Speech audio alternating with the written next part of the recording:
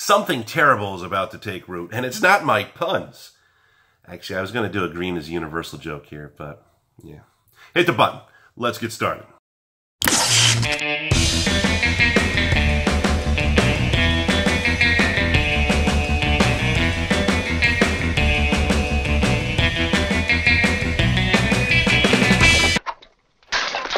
Hey there, hi there, ho there, Andrew here, the horror host of Generations X, Y, and Z inside Davis Manor, where we find humor in horror, and we are continuing our info and insights of Halloween Horror Nights number 28 with the original house that is called Seeds of Extinction.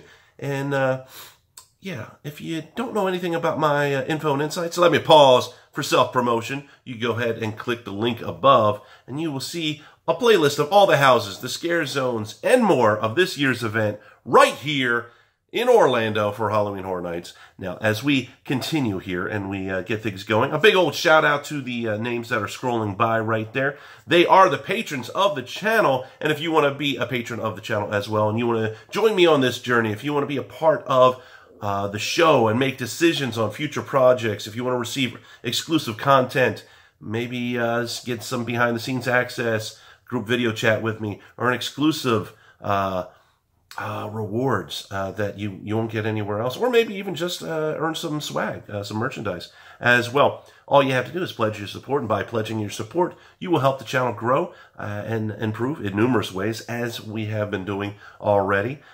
Just make sure you click the link, and then you can see what goals we are about to reach on the Patreon page. Now, let's get into the info and insights of Halloween Horror Nights number 28's original house, Seeds of Extinction, and this is a post-apocalyptic setting. Now, most people, when they imagine a post-apocalyptic setting, they picture some type of barren wasteland. But imagine this. Instead of a barren wasteland, what would it be like to live in a post-apocalyptic setting where the wasteland is actually overgrown with all types of plant life?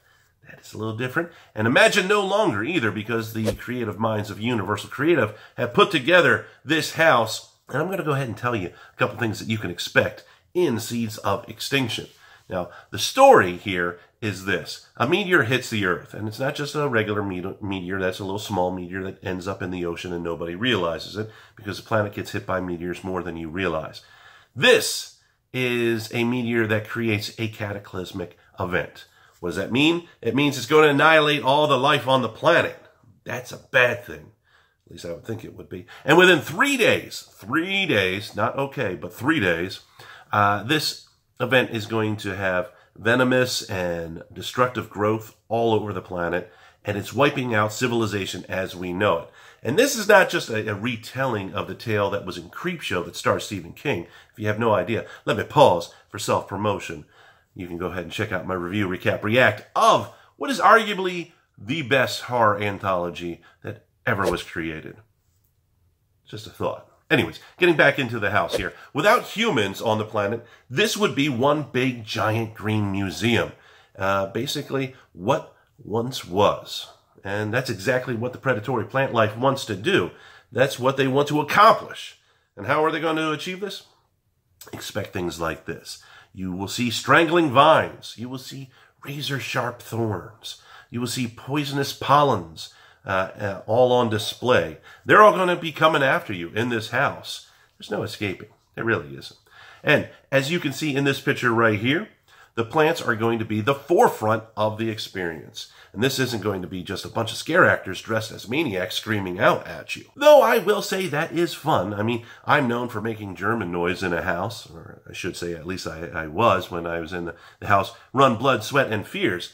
And that had plenty of scare actors dressed as humans coming after you. But plant life, yes, plant life is coming after you. And this isn't the only thing that you can expect here in this house. There are tons of Easter eggs. I mean tons of Easter eggs that you will find as long as you keep your eyes open. You know who you are as you walk through this house. And here are a couple other things that you can expect while going through this house. First is the Shop and Go store. And as you can see in this picture, there is a prospector that looked a little familiar to me, but that's because I've seen him before as vector art online. And instead of gold in his hands, he has himself a cool drink. In fact, it is the 144-ounce Lightning Gulp. And this, of course, is reference to the original house, property, Ghost Town, The Curse of Lightning Gulch, that was in Halloween Horror Nights number 26. A very popular house, might I say, and a drink that is 144 ounces. That's just a gross amount of liquid. Ha ha! Another bad pun. Let's go on to some more pictures here. We got Jack and Eddie's Sunwear store, which is nice to see them getting along and opening a store together. I don't think Eddie has been an entrepreneur since Run Hostile Territory back in Halloween Horror Nights number 16. But Jack and Eddie, of course, are references to the HHN icons Jack and Eddie. And speaking of icons, let me pause for self-promotion. You could go ahead and check the playlist that is above there. That is a playlist of the top scariest HHN icons in Halloween Horror Nights history. Go ahead and definitely check it out. Of course, it's my opinion. If you have another opinion, you make sure you leave comments in there as well. Now, let me get to the last picture. And this is a picture that is close to my heart. And not just because it's a security photo, because those that don't know, I worked Universal Security back in the day, but this is C.J. McPherson's Home Security, which is a reference to the 2008 house Dead Exposure. Also, make sure you check out this year's house, Dead Exposure Patient Zero, which is the prequel to the 2008's house. And again, it's things like this, the little Easter eggs, the little nods to other properties that I really enjoy. I love seeing. It happens in original properties. It happens in intellectual properties. I mean, did you know that Pamela Voorhees, a.k.a. Jason's mom's, severed head was in the Texas Chainsaw Massacre house back in 2016? I knew about it because I was Leatherface. I was in that house.